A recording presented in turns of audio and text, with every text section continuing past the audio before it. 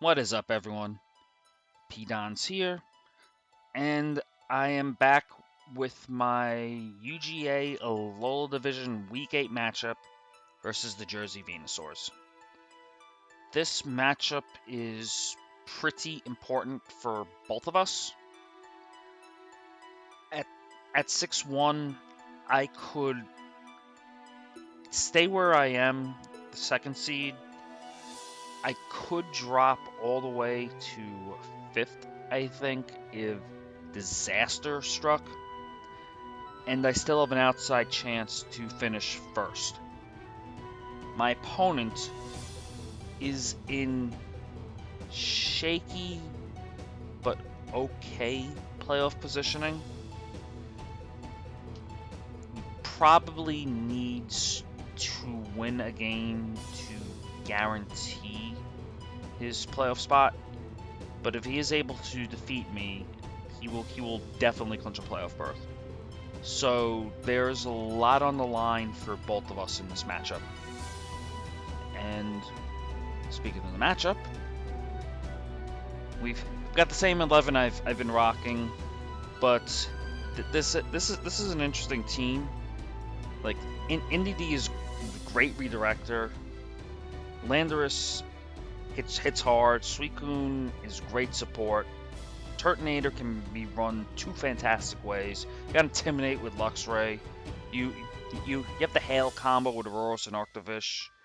You have Aromatisse for potential guaranteed Trick Room. The Hawlucha combos beautifully with the NDD.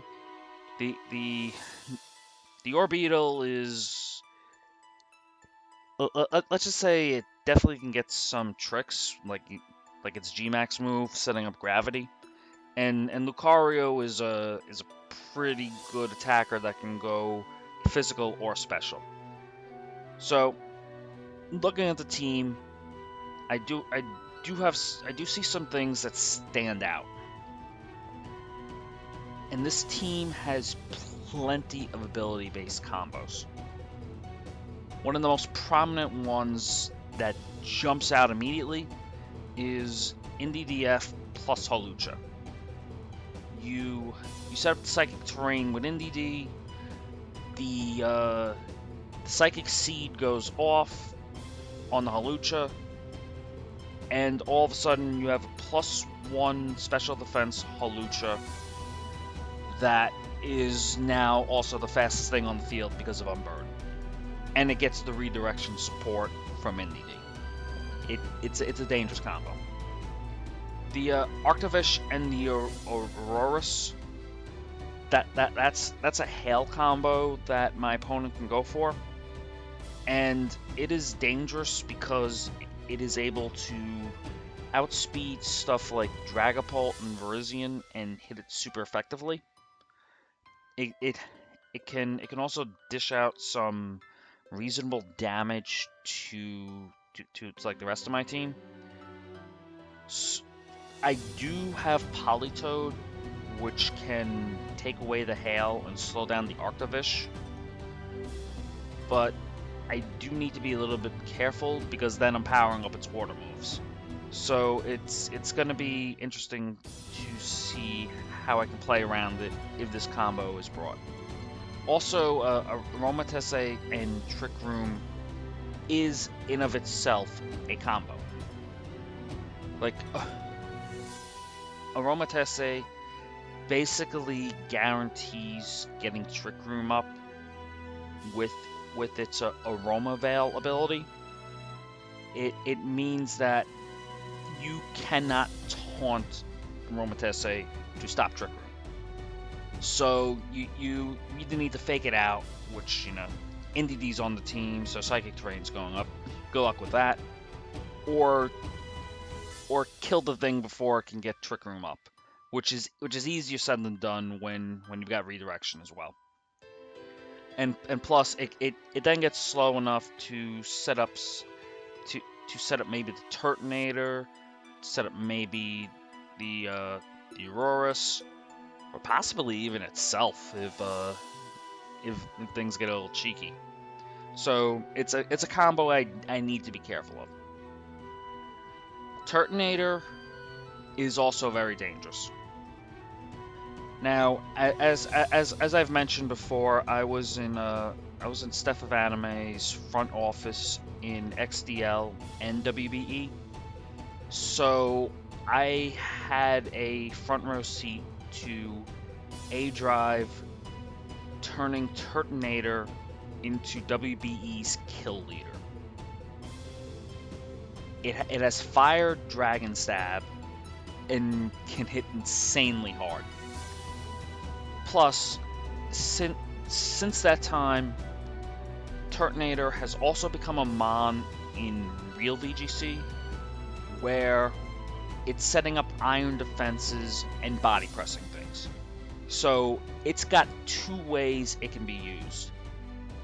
And I actually think back to my High Roller Draft League set against Animus, where he was starting to set up the iron defenses on me in our set, and I was able to nail Turtonator with a Max Wormwind from Milotic, which was pretty much my only check in that matchup.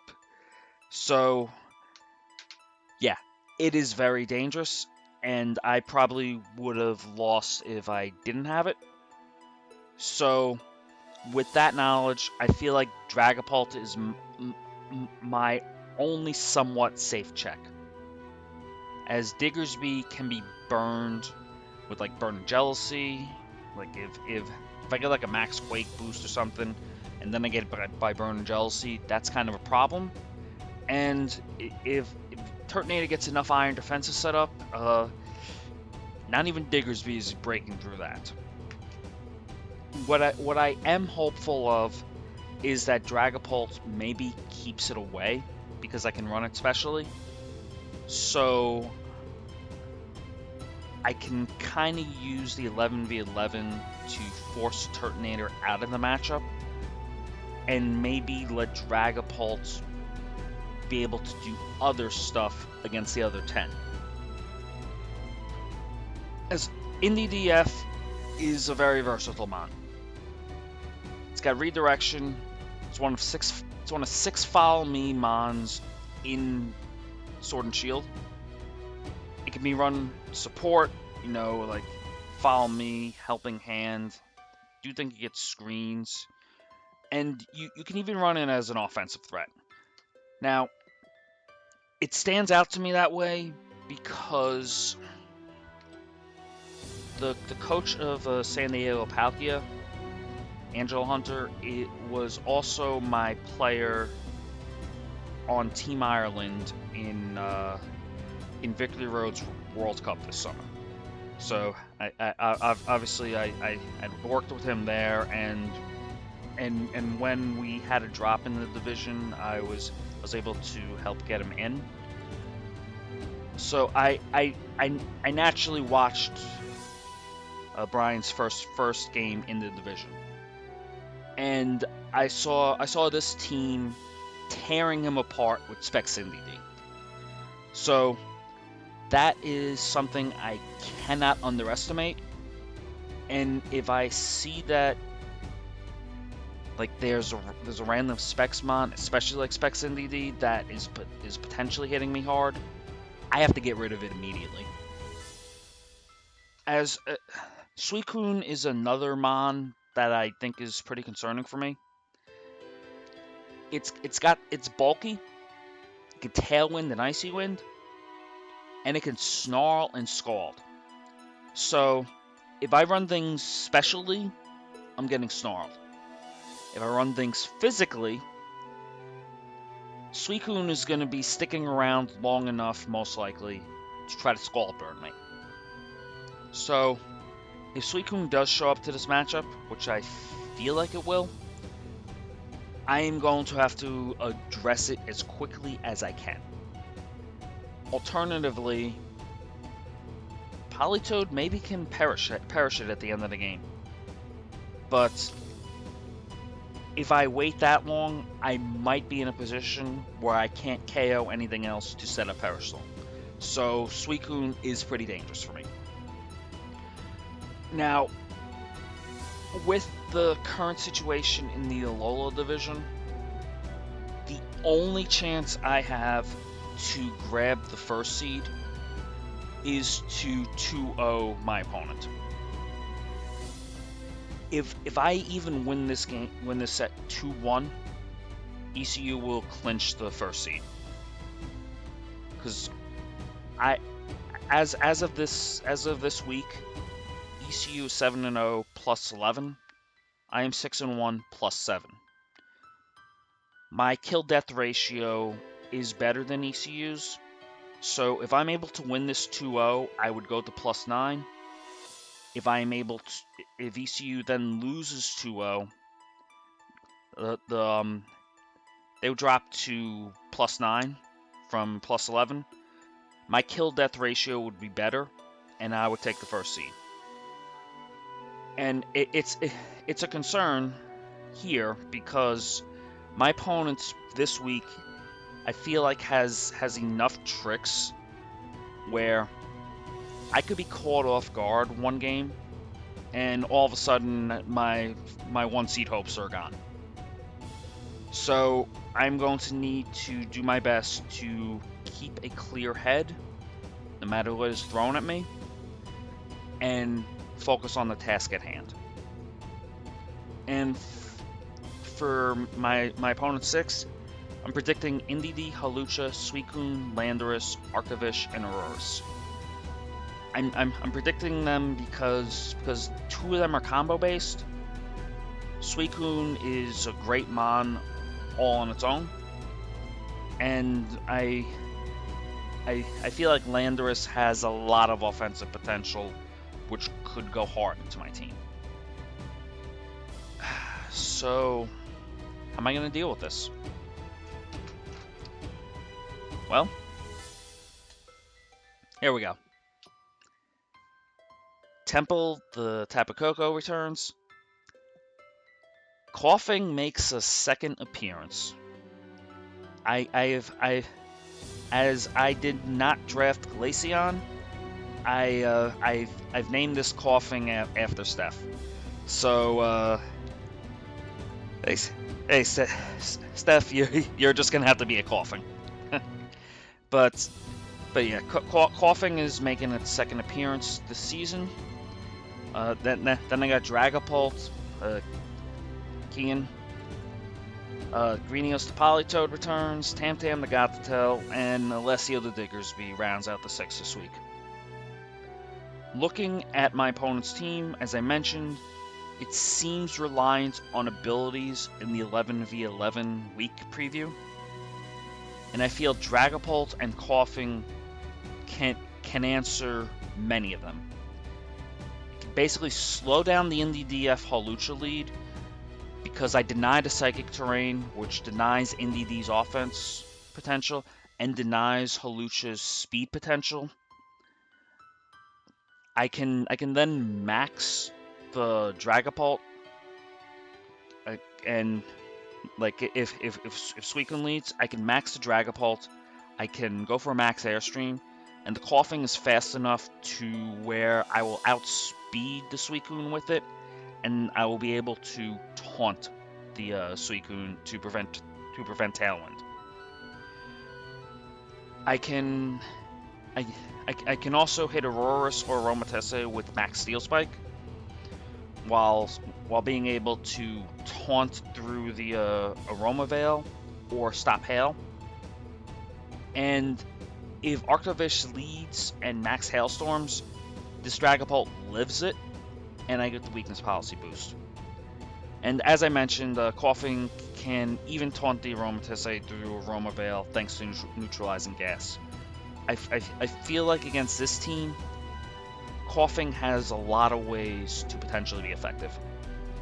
And I'm also going to point out I went with Thief as the attacking move because it can potentially proc my own Weakness Policy. And if my Focus Sash activates, I can steal an item on the way out, which I think if I get the ability to do that, it will be a little nifty. Now, as for Gothitelle, it can trap. It is going to have fun using Imprison this week, I'm thinking. NDD's most notable attack is Expanding Force. A lot of them are run Expanding Force, Protect, Helping Hand, Follow Me. I can imprison half of NDD's moveset with Gothitelle this week. Imprison is also one of the few surefire ways that I can stop Trick Room on an NDD plus Aromatisse lead.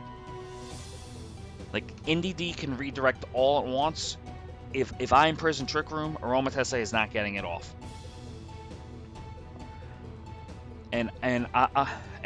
This week, I can also take advantage of the Psychic Terrain and launch my own Expanding Forces to get some chip damage. Maybe get Gothitelle its first KO of the season. And yeah, it obviously has trapping abilities, which has served me well this whole season. Coco, with the Assault Vest, it lives the Hail mode, and I can get an Electro Web off. Change in the NDD's terrain if I switch it in, which could be crucial. And I EV'd the Coco and the Dragapult to where Tapu Koko outspeeds Dragapult by 1. So I can hit my own Dragapult with the Assurance and proc the Weakness policy if the situation presents itself. Now, with the Hail mode, I do have Coughing to slow down a bit, but I also need, a Mon that can actually take more than one hit to help me with that as well. And fortunately, Politoed can do that. It can change the weather from hail to rain. It deals some damage to some of the water weak Mons like Landorus and Aurorus. And if I get into a situation late game where it's a pretty bulky Suicune and, I don't know, like an NDD or something, yeah, I can go for a Perish Song to kind of end the game there. My primary offensive strategy this week involves Dragapult, but if I find for whatever reason I am unable to do so, Diggersby is going to be a good offensive weapon, like an alternative one. It's something I don't need to max, but I can do so if the situation calls for it. So if Dragapult becomes unviable for whatever reason, I will be able to lean on Diggersby to start dishing out a lot of damage. But hopefully Dragapult can do what I'm envisioning it's able to do and get me the win this week. So this set's going to be post-commentated. Again, I value live matches, but, I don't want to commentate while playing. And the battle's going to be available on my Twitch, which I will put in the description below. And yeah,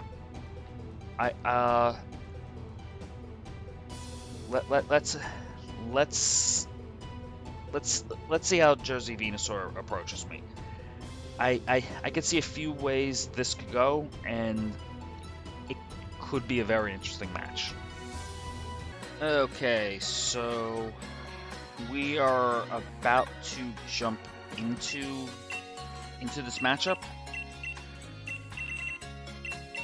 Now, as I'm scrolling for the music, I do want to add that I feel Turtonator is dangerous, but I am hoping Dragapult in Team Preview, along possibly Diggersby, can keep it away. Because I do feel like a well-run Turtonator could cause me some problems. So I'm hoping the strength that I show in my 11 keeps the Turtonator away in this matchup. And I do get my wish. But I definitely got a bunch of things wrong with some of my prep.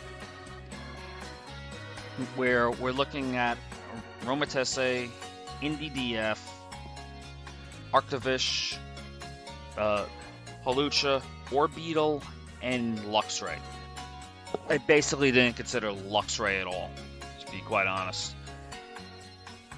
I saw scenarios where Orbeetle could possibly come, but looking at this, I got 3 of the Mons right, but only 1 combo right.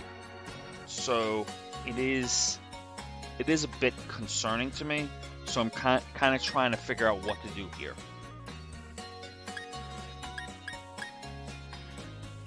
And ultimately, I do conclude that Dragapult outspeeds everything, and I can just lock stuff in, and potentially even imprison the Trick Room. So I do lead Dragapult, Gothitelle, and I have Politoed and Diggersby in the back for support.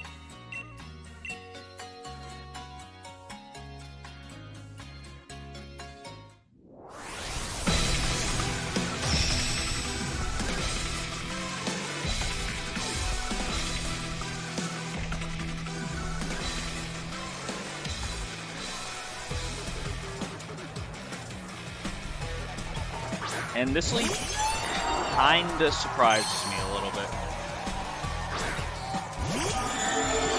I'm not entirely sure what my opponent is going for here. I figure maybe if you wanted to frisk me, then like switch out or something and set up Trick Room. So this looks safe for me. So I just go for the max steel spike. No, I backed out because I was worried about the Orbeetle, and I go for the Phantasm onto the Orbeetle, and I do imprison to stop the Aromatisse from going for Trick Room.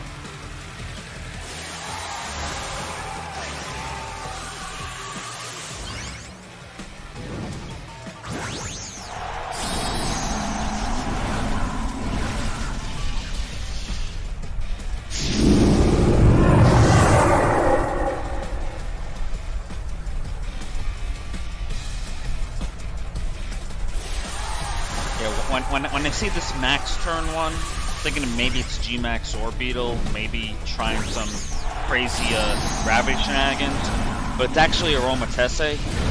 So I am wondering what's up here, but I also know Dragapult might be in trouble. And then I nearly lose my shit as it's a Scarf Orbeetle and after you. And all of a sudden, I no longer have a Dragapult.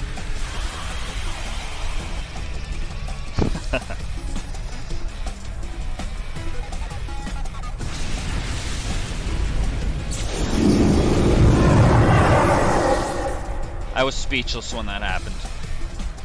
I went back and looked after the set, and it basically had to be Modest Life Orb in order to KO Dragapult.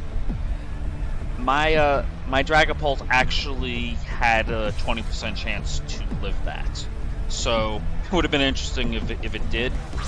But yeah, so I realized that was a huge setback,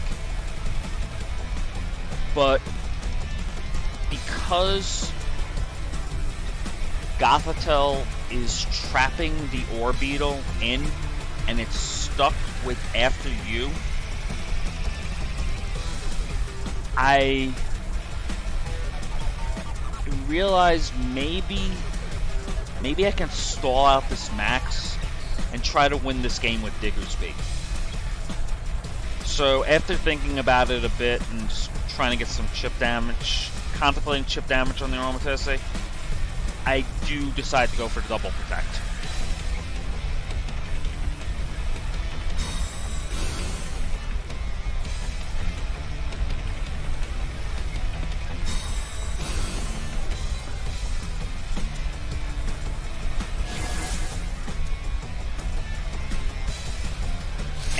reveals, it has max lightning.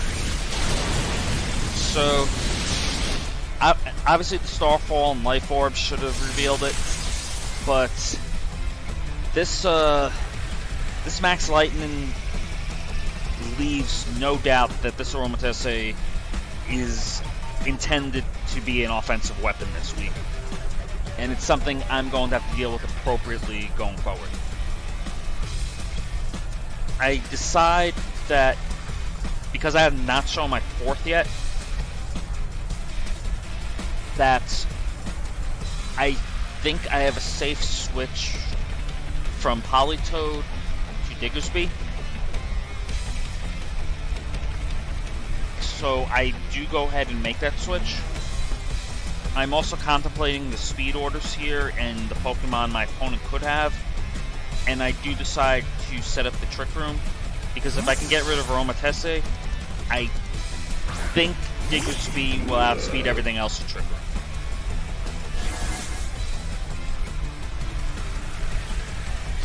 And the Lightning does go into the Gothitelle. It's possible maybe my opponent was predicting an ally switch, maybe he was expecting Gothitelle to switch out. Still, it was good damage. But yeah, I am able to stall out the max. And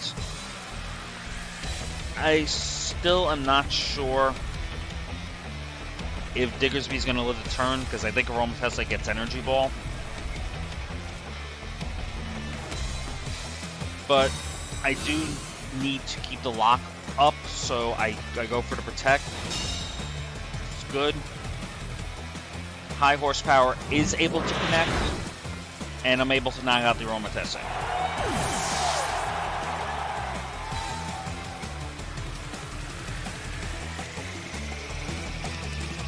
And yeah, Orbeetle being trapped in on After You is basically my saving grace right now.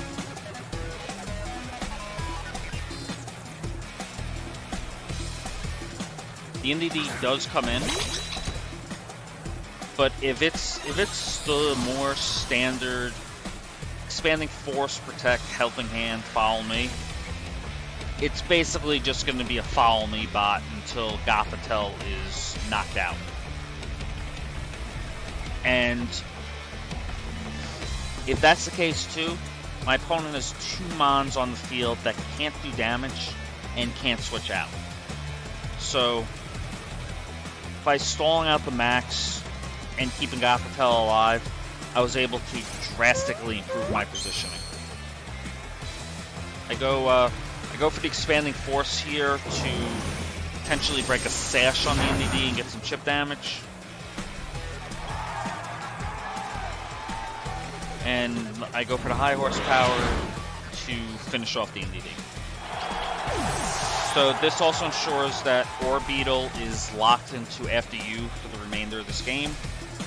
And if I'm able to take out my opponent's last Pokemon, I will take this game. And I'm very happy to see that it's Hawlucha, because I'm carrying Ice Punch. I have 2 turns of Trick Room left, and Diggersby will go before Hawlucha. Not to mention, I am also going to be able to fire off 2 super effective hits into the Hawlucha with Gothitelle and Diggersby. Expanding Force goes off, does a lot to Hawlucha. Ice Punch is able to finish the job. And I just need to take out this Orbeetle with that's locked into After You to win this game.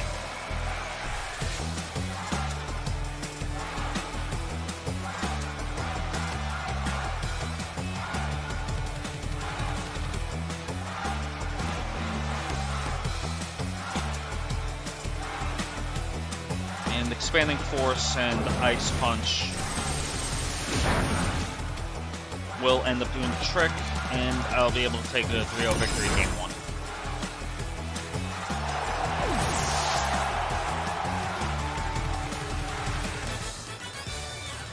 So after the surprise of the first turn, Gothitelle was able to help me with the positioning and was able to help me eventually weather that storm and come back to take game 1. However, Scarf Orbeetle with After You basically invalidates Dragapult as an option for this week. So I already know I need to commit to my plan B, which is Diggersby. But I also need to figure out what is going to replace Dragapult, or if I should bring it in the back, and what's the best way to deal with this kind of lead.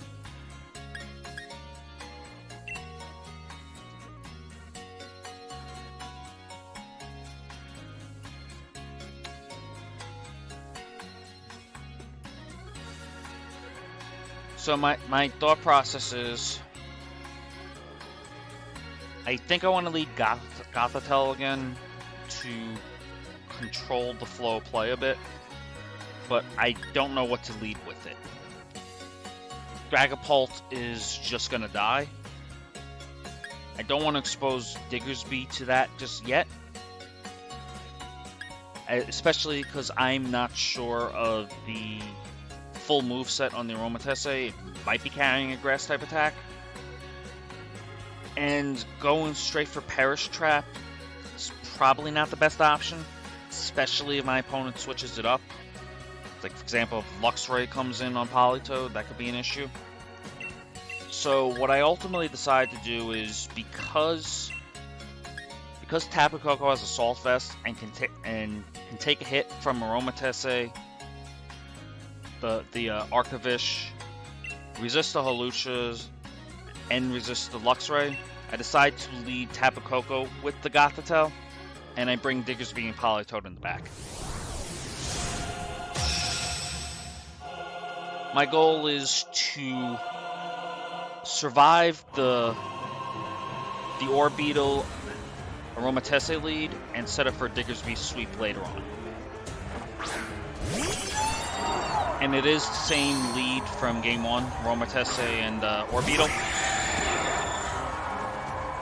But I do change it up, as I mentioned, with the Tapu Koko and Gothitelle.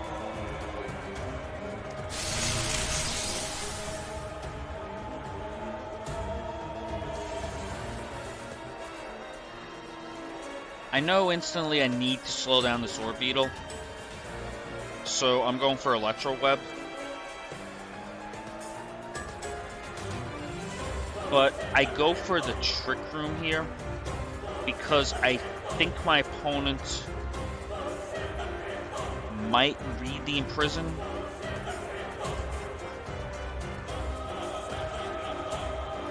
Which, I don't know if that made too much sense, but I went for it anyway. And the Orbeetle shows another trick, pun intended, and tricks me. So that was kind of annoying. Like, I have a Gothitelle that is now locked into Trick Room for most of the game, I guess, as long as I leave it out there. And speeds are going to be reversed every turn as long as I leave it in, and that's kind of a headache. Tapu Koko also took a lot of damage despite the Assault Vest, so now it's basically going down this turn. I don't want to expose either of my 2 Mons in the back to Aromatisse's damage. And I know the speed advantage is going to come back, so I just go for the Trick Room again. Aromatisse does take out the Tapu Koko, but it kind of did its job because what is it called? The Orbeetle will slow down a little bit. But with what just happened, this is kind of where I wish I was recording this live. because I literally screamed, "Holy shit!" when my shadow tag got taken. So, with the reveal of skill swap, I know I have to get rid of Orbeetle immediately. Shadow tag against me is going to be a problem, but even worse, the skill swap could potentially take my huge power away.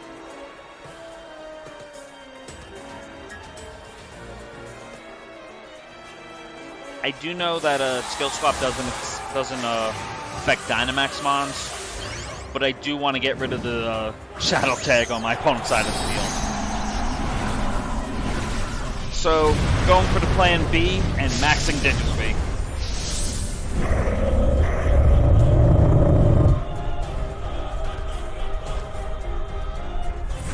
And with the Electro Web and Choice Scarf off,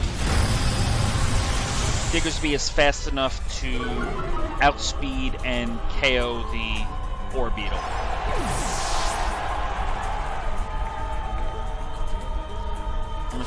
Aromatisse goes for the Moonblast, does a chunk,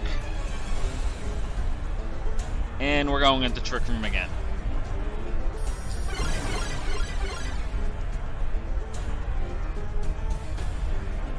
Yeah, admittedly, I think I misplayed the first turn when I went for Trick Room instead of Imprison, but in some odd way, it's kind of working out for me right now. The NDD does come in. I'm a little confused at the speed order, I guess, but I think that was, yeah, like even watching this back, I'm confused with the speed order.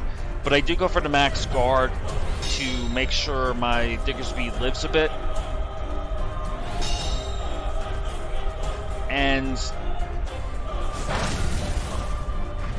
And we're going to get out of Trick Room once again.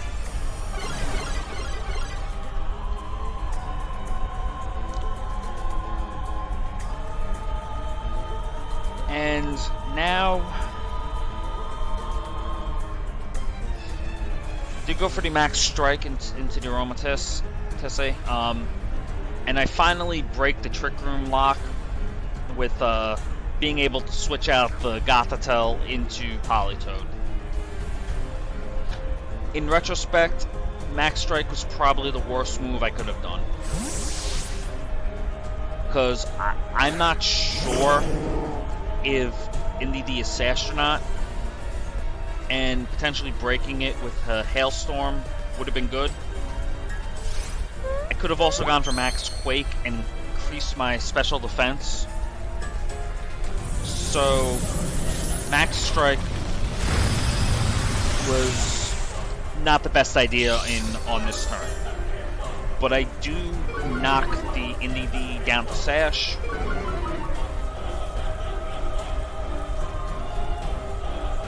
And the Moonblast comes out and drops me into the red. I also think that Aromatisse got a 3 out of 3 special attack drops, which is pretty nuts. But yeah, I'm greatly considering what to do this turn. But I do remember at this point, because I was checking the Trick Rooms, I do realize that the Trick Room is not up anymore, which means I do have a shot with the Diggersby into the NDD, and then I do have a shot with the Politoed into the Aromatisse. So I do go for those appropriately. And I do get the KO.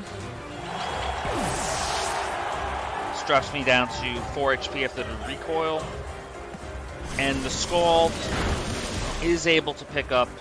So this is now a 3-on-1.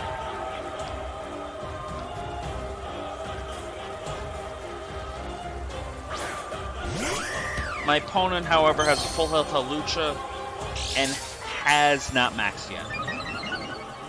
So we're going to put this game on a timer, and we are going to go for the Perish Song. I switch out my Diggersby to start the positioning, and hope I have enough to survive the 3 turns.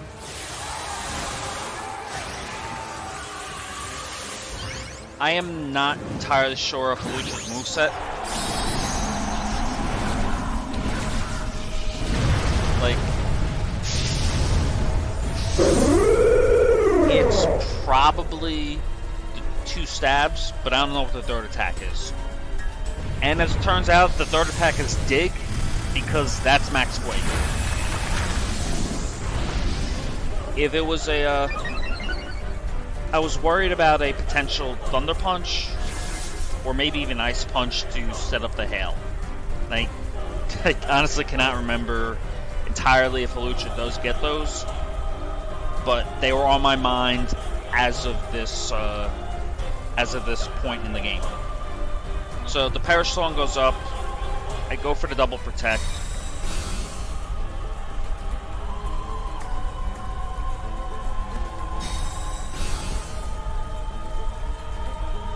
And the Perish count is going to drop to 2, but my opponent does go for a Max Knuckle to boost his attack, which is it's not the worst idea in this situation. Now, I think I've won the game here, but I'm not entirely sure. As I said, I am still thinking a bit of Ice Punch, which would be able to KO Diggersby. Like, even if I brought it out on the next turn. And I feel like the attack is going to go into the Politoed slot. So I go for the double protect there and try to get Diggersby in for free. And I do get the double protect, actually. So the Airstream does go into that slot. And yeah, this is with the Perish count dropping to 1, this is the game.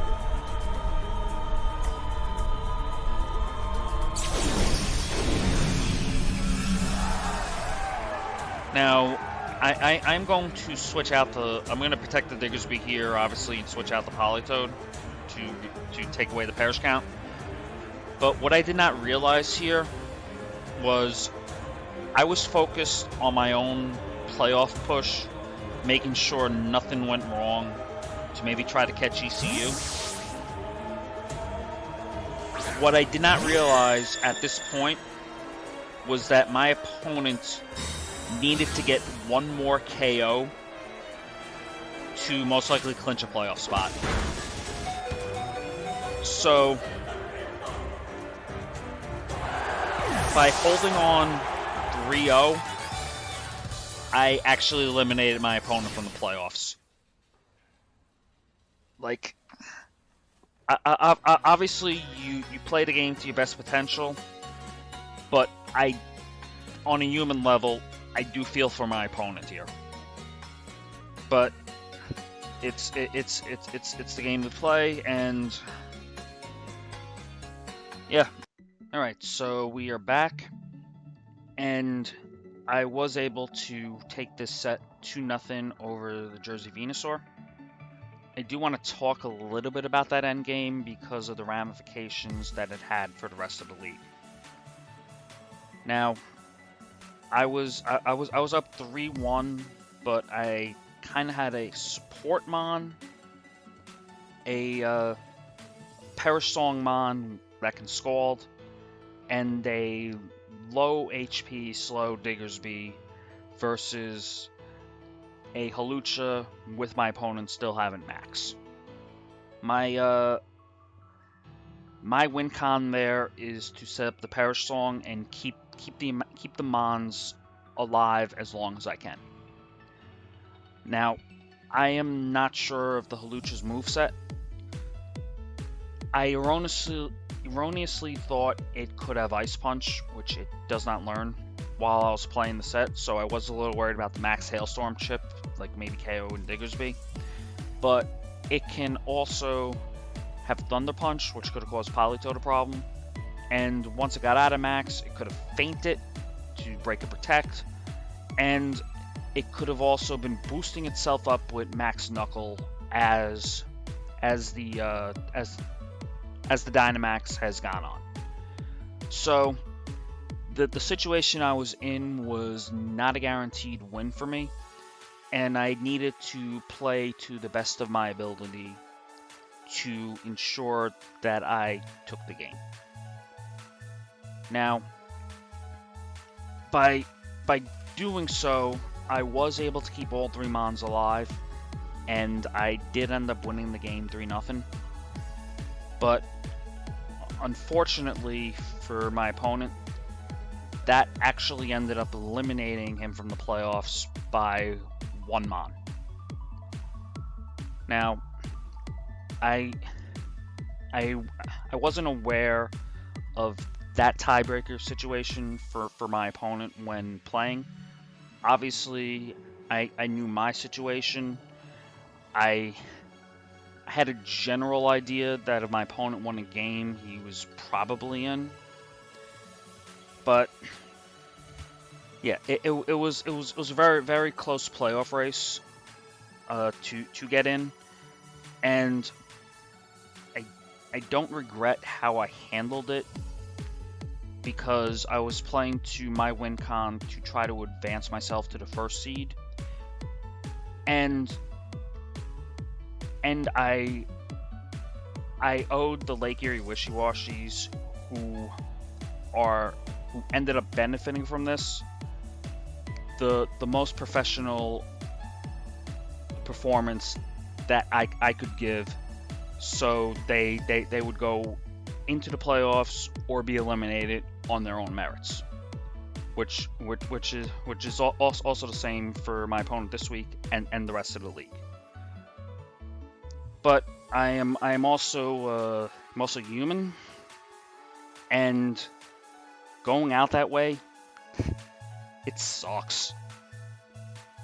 So I am not without sympathy for my opponent this week. Like,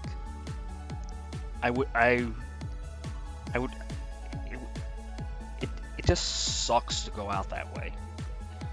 But fortunately, my opponent was a good sport in DMs, and yeah, I honestly hope I do get to play him again, whether it's in UGA Season 4 or maybe in IRL Locals, since I'm guessing he's from Jersey and I'm from New York, so maybe we'll see each other that way. But yeah, aside from that, this match was very interesting and kind of fun to play, I guess. The Orbeetle scared the crap out of me, especially once I saw it was scarfed, and then especially after you deleted my Dragapult turn 1. Oh my god! So I was forced to adapt to my opponent's game plan on the fly, and I probably would not have been able to do it if Gothitelle did not have Shadow Tag. That ability kept me in Game 1 almost single-handedly. While my opponent was able to delete my Dynamax Dragapult turn 1, it also meant that my opponent only had one source of offense, the Aromatisse.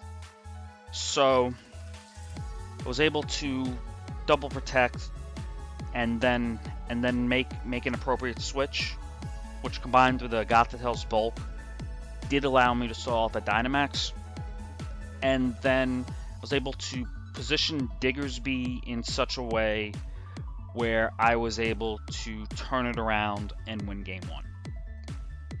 Game 2, I did misplay a little bit by not clicking Imprison, but it ended up working out for me because Trick Room ended up making the game situation have enough variance that I was able to position things within the speed they needed to get the KOs. Even when Orbeetle showed the skill swap and took my Shadow Tag away, Got to Tell at that point had done enough work to where Diggersby was able to come in and get rid of the Orbeetle, and then I was able to use it to set up the endgame situation where I was able to get another KO with the Diggersby and get the Politoed to take out the weakened Aromatisse and then set up the Perish endgame. So Diggersby got 6 KOs this week, but I think the MVP was actually Got to Tell. And speaking of Diggersby, it was my second option this week. My intent was to use Dragapult with a weakness policy and to try to get through this team that way. But the Choice Scarf after you with the Life Orb or Aromatisse, it basically invalidated Dragapult immediately. So I had to fall back on Diggersby to do its job. And fortunately for me, it was able to carry me to the 2-0 I needed. And for its efforts, Diggersby actually got enough KOs to overtake both Entei and Celesteela and finish atop the Alola Division in kills. It ended up with 23 KOs and only 3 deaths, which outpaced Entei at 20 kills and Celesteela at 22 kills. It also ended up with the best kill to death ratio in the Alola Division at +20, which I just mentioned, and it outpaced Celesteela by 5, which was 22 KOs and 7 deaths, so +15 there. Diggersby is ending up the kill leader at the end of the Alola Division regular season, but Diggersby, I think, was in the right environment to be able to do that. It had the support needed to help me to get all those KOs. Like, it's not a mon that you just draft and you tell to kill things. But fortunately, I was able to use it well over the course of the regular season, and hopefully it will continue to serve me well in the playoffs. Whether I just have one match or I go all the way, I guess we'll see what happens.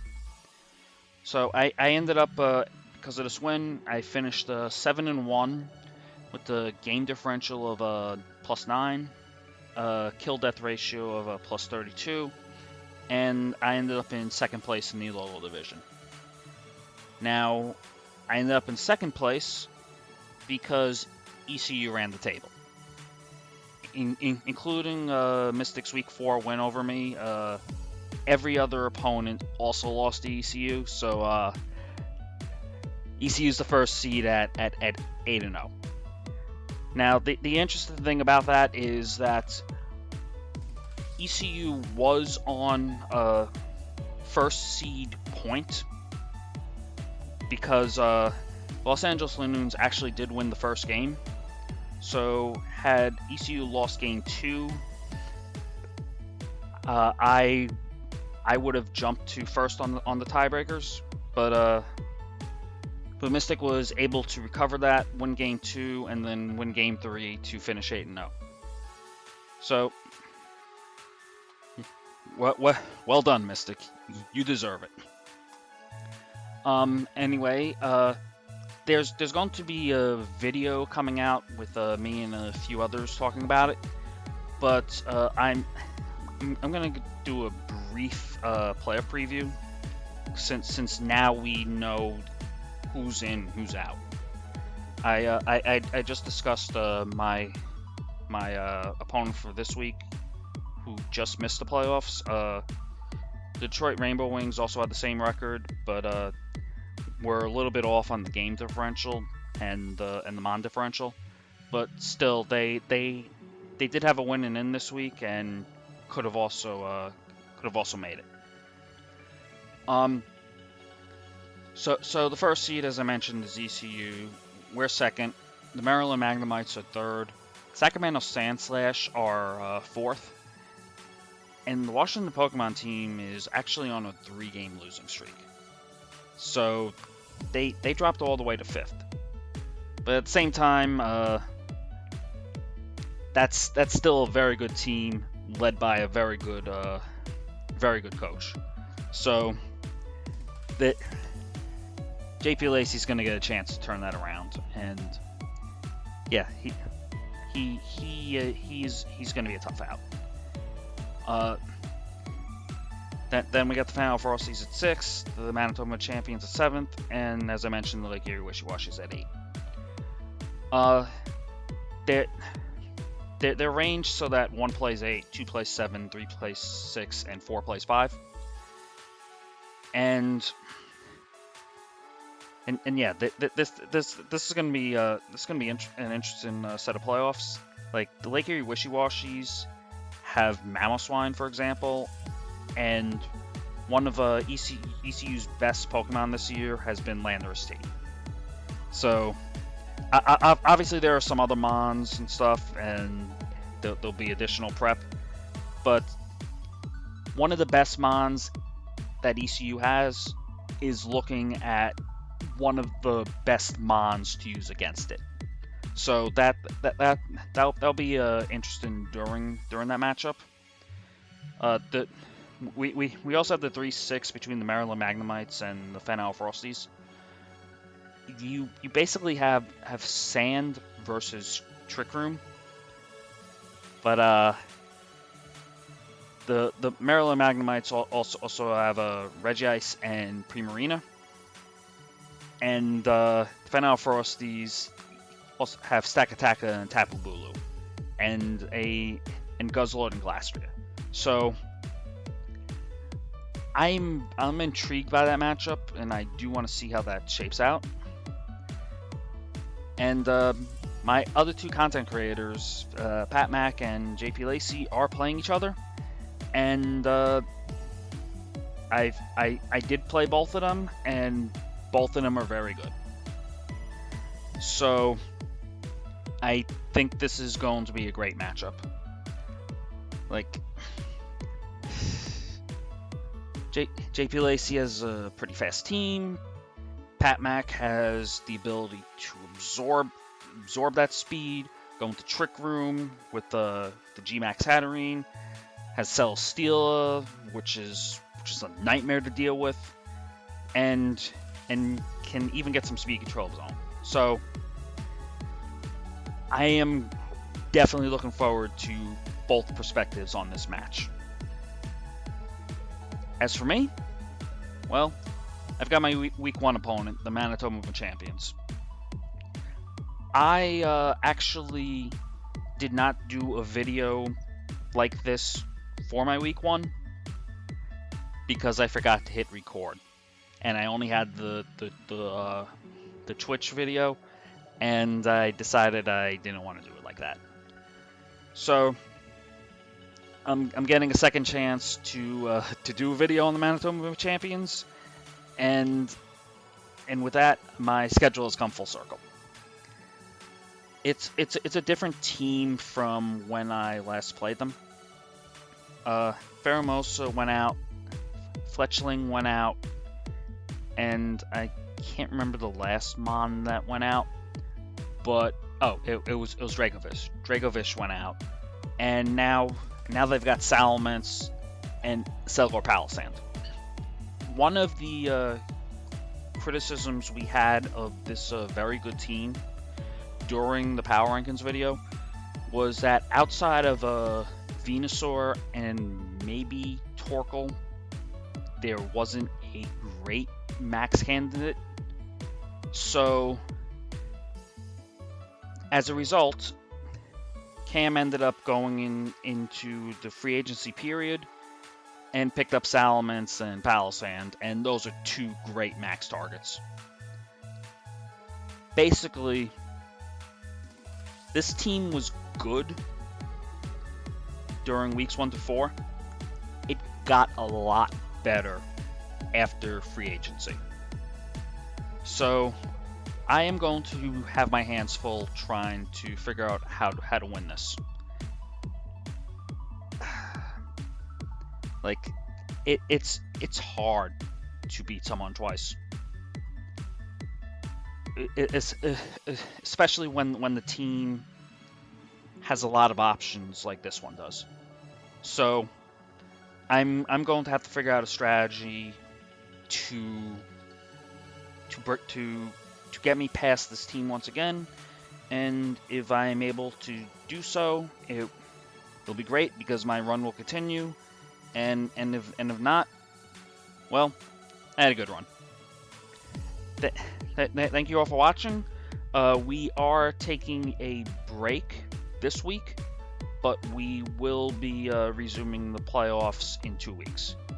So I'm going to keep streaming for as long as I go. I'll be doing post commentary for as long as I go. But it's win or go home. If I don't win, we're done. So the pressure's on. I will see you all in 2 weeks.